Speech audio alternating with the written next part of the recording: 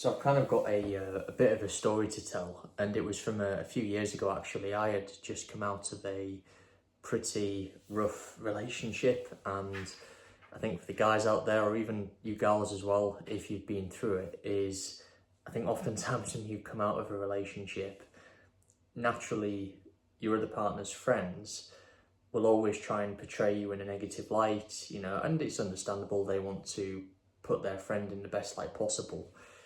But it's kind of going through that period where you're almost made out to be the villain, and you're made out to be this awful, terrible person.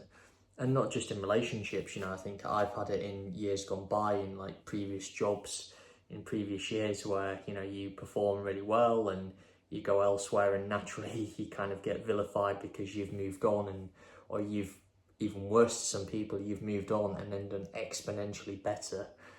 That often happens, right? We've all been there.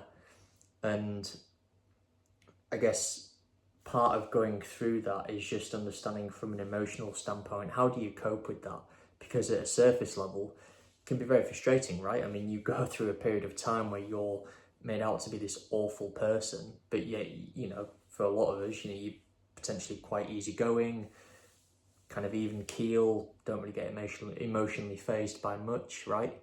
I've been in it myself in previous years, and I think the biggest lesson I've learned is just to continue to act as if nothing has happened.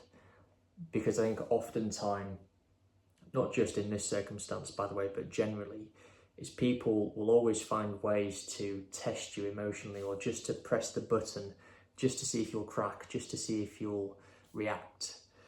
And I've often found that the best way to deal with those types of people, particularly the ones who speak negatively about you and bring your presence into dispute, is just not to react whatsoever. Just continue to live life as you're doing, as normal, as if nothing's happened.